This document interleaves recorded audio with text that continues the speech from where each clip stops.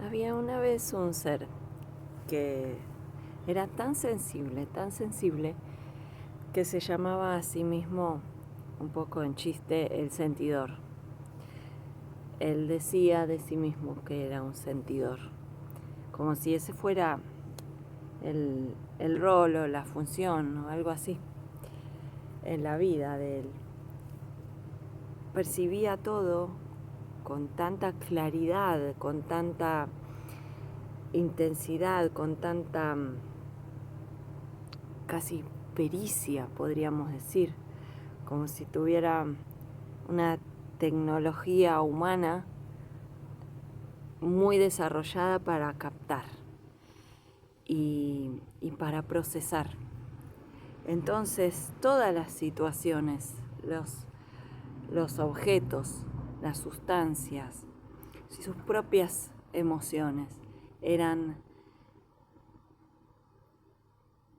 cantidades enormes de información para este ser.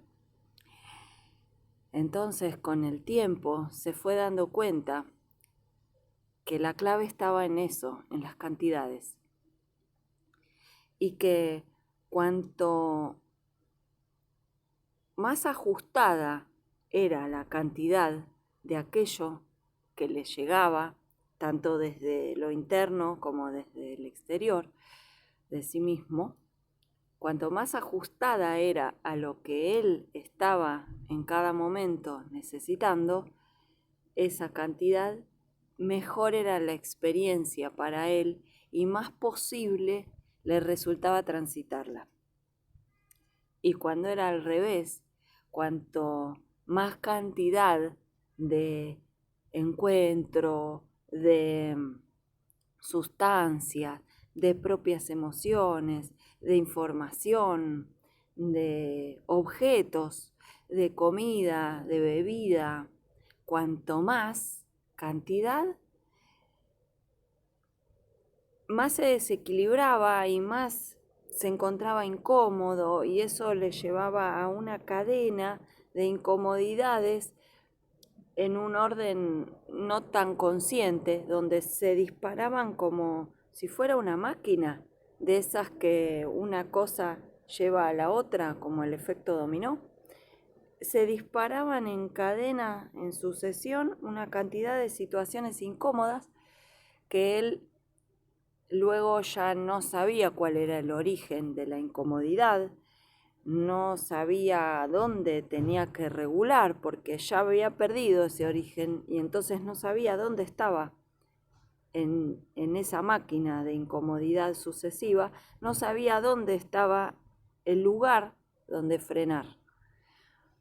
Y entonces fue aprendiendo esto, que en poca cantidad y darse el tiempo para sentirlo, para procesarlo, tanto fuera algo disfrutable como algo que no, si se daba el tiempo y lo podía respirar y podía darse el permiso de sentir lo que viniera en esa experiencia, sin ponerle la etiqueta de algo que él ya conocía antes, sino permitirse la novedad de ese momento y de esa experiencia. Y en pocas cantidades esto le era más posible. Y se daba cuenta que había cosas que antes tomaba en grandes cantidades que no eran necesarias y que generaban un sobrante, un desecho de lo que fuera, de emoción, un desecho de masa corporal, un desecho en el vínculo con los otros, de situaciones, ¿cómo podríamos decir? Como si fuera plasma vincular. Ese desecho era en las relaciones un plasma vincular que andaba ahí entorpeciendo. No era visible, pero sí era sentible, era perceptible, muy perceptible. Entonces empezó a irse antes de las reuniones de manera armónica, empezó a comer menos cantidad, empezó a tomar menos, empezó a descansar lo que necesitaba, a hacer menos, y así fue regulándose de una manera que empezó a encontrar armonía en su estado, cada vez más tiempo del día. Y a algunas personas les molestaba esto. Algunas personas encontraban en esta, ¿cómo podría decirlo? No es poca cantidad. En este límite armónico que él ponía, algunas personas lo encontraban incómodo porque lo que se acostumbraba era estar mucho en una fiesta. Se acostumbraba a estar, no sé, 4 horas, después ir para otro lado y así, y seguir con las cosas, o tener mucho de la información, o tener mucho de los encuentros amorosos, ya fuera de amistades o de pareja. Y cuando pedía que fuera un poco menos, había algunas personas que les resultaba molesto porque ellas querían seguir como era la costumbre. Y la costumbre era mucho. Pero otras personas encontraban en esto un llamado de atención a decir, para mí también era menos.